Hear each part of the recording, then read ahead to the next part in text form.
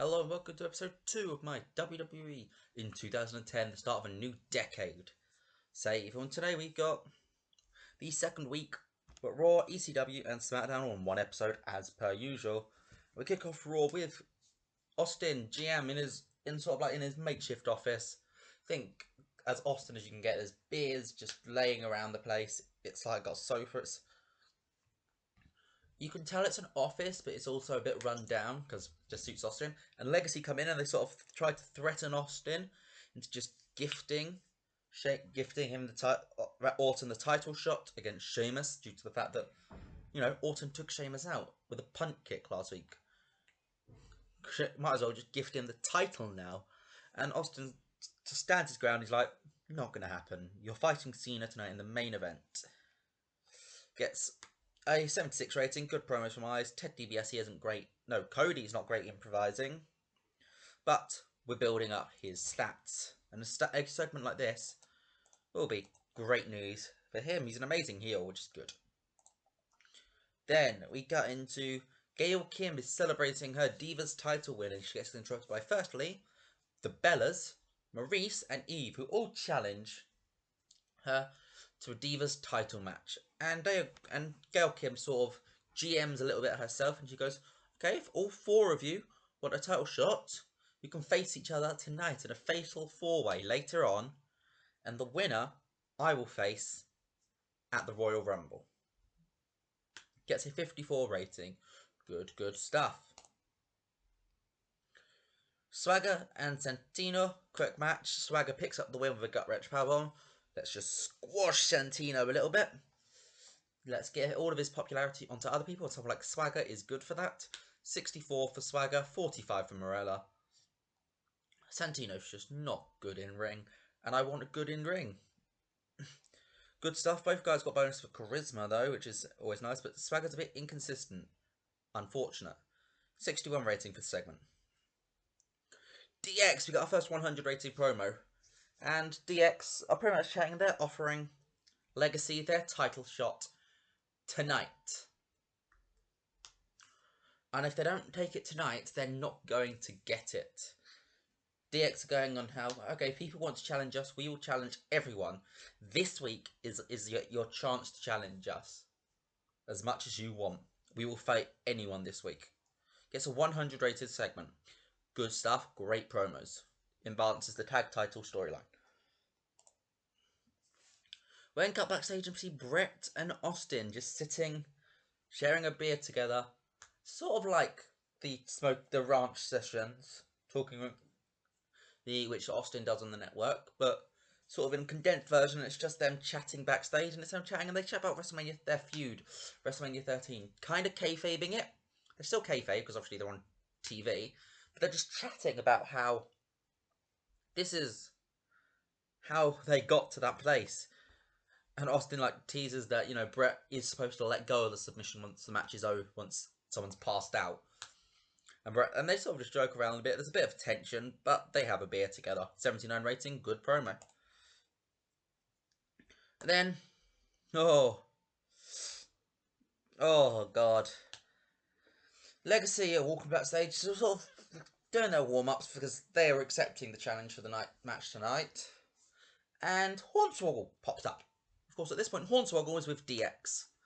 And they look at him, and Swoggle tells them to go suck it, and TBSE and Rhodes just look at each other, and they just grab Swoggle, and they hit a spine buster on Swoggle, and a crossroads.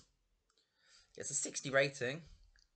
It's a little beat up of Hornswoggle, because screw Hornswoggle. Todd Gresham cuts a promo on. Todd Gresham has an interview with John Cena. Cena cuts his promo on Orton. I probably shouldn't have rated Gresham in this because Gresham's crap. Gets a 68 rating. Quick promo.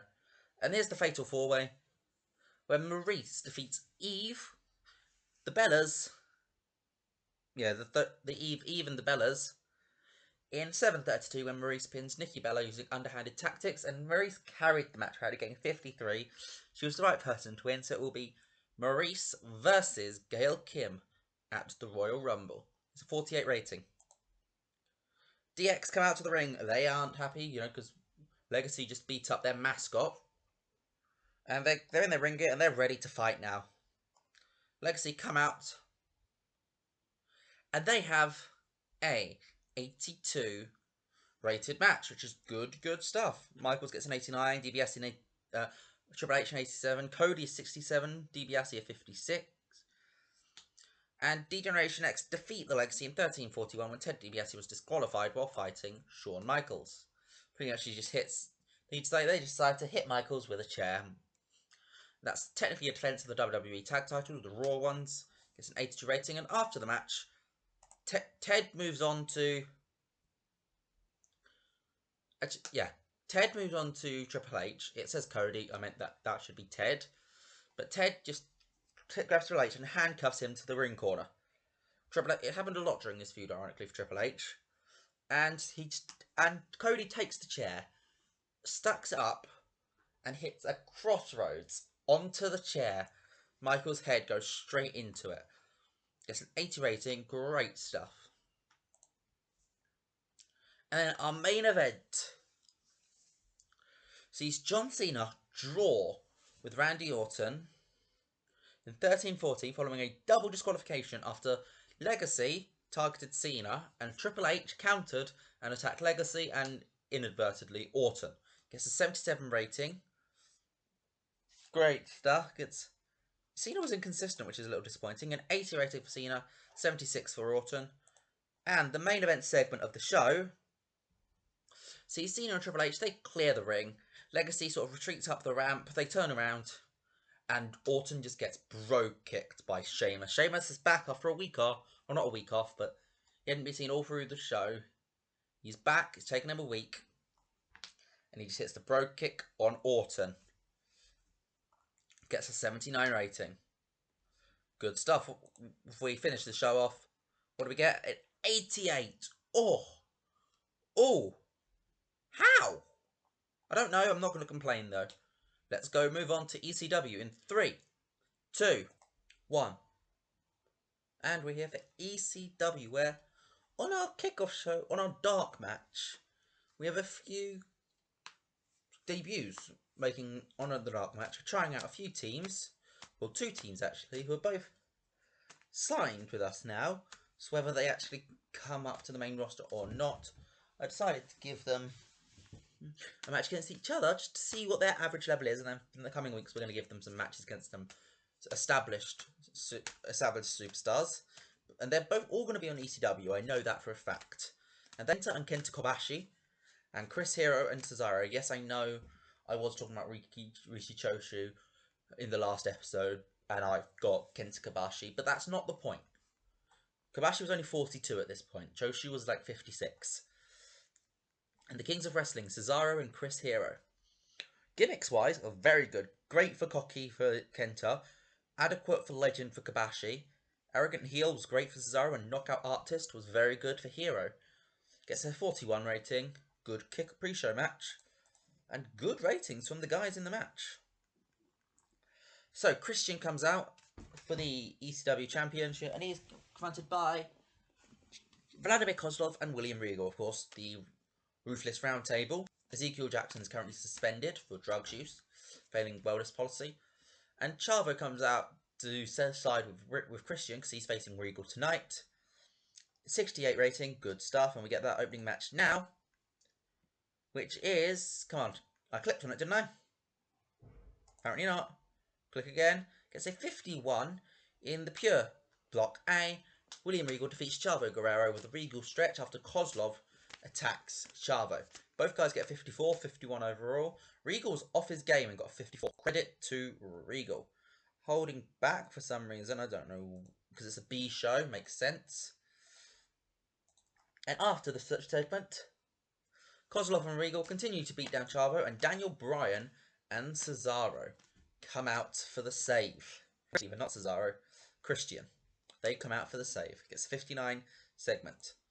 Then get a segment with Joey Styles, just on the camera, just Joey Styles, and he's just chatting out what ECW means to him. And what he wants, what he hopes for this new era of ECW. Gets a 54. Good stuff from Joey. Always is. We got high package that Gold Dust will be returning soon. And our main event sees Shelton Benjamin defeat Caval in 12:23 with a pay dirt. It was part of Pure Block B. Gets a 55 rating overall. Good stuff. Overall, what does the show get? Gets a 60 rating. Pretty good stuff. Not bad for a B show. Eventually, ECW is going to get an A show, but we need to build it up a little bit first, which is tough because we can't build it up on a B show. It is a tough combination. We're going to have to use pay-per-views to build it up perfectly. So all of ECW's big matches are going to be on pay-per-view, whereas like Raw and SmackDown will have big matches on TV. We'll go to SmackDown in 3, 2. Hold up. We're not jumping to SmackDown quite yet, because I've just finished the ECW show. I've just simulated it. You can see. Night before, when this has happened, Hulk Hogan's dead, and TNA. I don't know what to say. Hulk Hogan is dead in this save. That's... I obviously can't talk to him. He's dead. 56. Wow.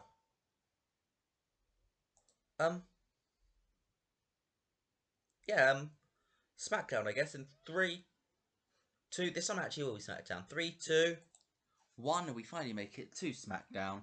Which kicks off with Batista in the ring. He's cutting this promo about how last week he showed The Undertaker who is boss, and he's beaten The Undertaker, and at the Royal Rumble, Batista will do it again. He's going to beat The Undertaker.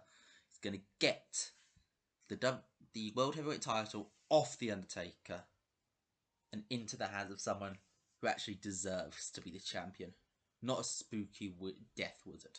Rey Mysterio comes out and he's like, "Yo, Batista, you're my friend for so long, but what the frick happened to you? You've completely gone off the rails, so I'm challenging you to a match tonight." And Batista's like, "I have beaten you so many times and you keep coming back for more. Are you actually dumb? Yes, I will try and fight you tonight, and I will just beat you again and again, because you cannot beat me, Ray." It's an 86, great promo from both guys. We get Drew McIntyre chatting about how last week he showed exactly what happens when you cross him. R-Truth crossed him deliberately. He's not dumb, he just plays dumb. He's smart. He just tried to cross Drew. And now, I've had enough. I showed him what it takes when you cross me. I beat him up. I left him lying. Gets a 62 rating. We get the SmackDown Tag Team title matches. D-Generation X again. But this time they actually defeat Crime Time with Sweet Chin Music. D-Generation X makes defense number 1 of their tag titles. This time they actually won their match. 77 rated match. Gaspard 56, JTG 47. Similar ratings to their Raw match with DX, but 77 overall is good stuff. And Teddy Long comes out, and he announced that next week on SmackDown there'll be an interbrand Fatal 4-Way Tag Team Elimination match to determine a number 1 contender to D-Generation X Tag Titles, Unified Tag Titles, for the Royal Rumble card. D-Generation X is like, okay, yeah, we can take that. Only one opponent this time. That's not bad. 79 rating though. Then get a quick squash match as Matt Hardy quickly defeats Mike Bennett with a twist of fate. I just got someone in from the Indies, and Mike Bennett happened to be in this area. 48 rated stuff. And afterwards he calls out Rey Mysterio and tells him that he's his friend. Rey, I'm your friend. I'm warning you though. You are making a mistake in challenging Batista tonight. You aren't ready to. You're not at the point where you can beat Batista yet. You can't do that, Rey. And Matt and Ray's just like, what are you talking about, Matt? And he just like ignores all of Matt's qualms. But Matt's just pleading with Ray to cancel the match. Ray refuses though.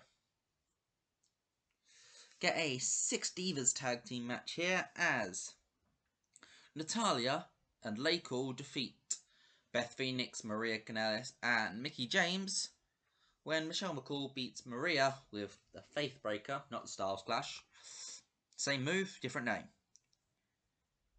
Mickie gets a 63. God, that's good rating for Mickie. 51 overall rated. And after the match, the babyface sort of clear out with the Laycool, and Natalya sort of disappears. It's Natalya, no one will notice. And Mickie James is at the bottom of the ramp, Laycool at the top, and Beth and Maria are in the ring. When Beth just turns Maria and hits the glam slam on her. Sort of turning her heel, she was already heel though. Gets a 59 rating, sort of creates a B-level women's storyline. And Teddy Long comes back out, meets Drew McIntyre backstage and says that after R-Truth just walked in the wrong place at the wrong time. Drew McIntyre made things personal between Truth and him by attacking him in backstage. Therefore, since Drew got Truth involved in the IC picture at the Royal Rumble, R-Truth will be getting an Intercontinental Championship match. And McIntyre is not happy. It's a 52 rating. We then get Kane comes out, and he gets interrupted by Punk and Gallows, which quickly sets up to Kane versus Gallows, and Kane wins in just over 8.5 minutes with a choke slam. Good stuff. Gets a 66, 68 for Kane, 55 for Gallows. Not too shabby.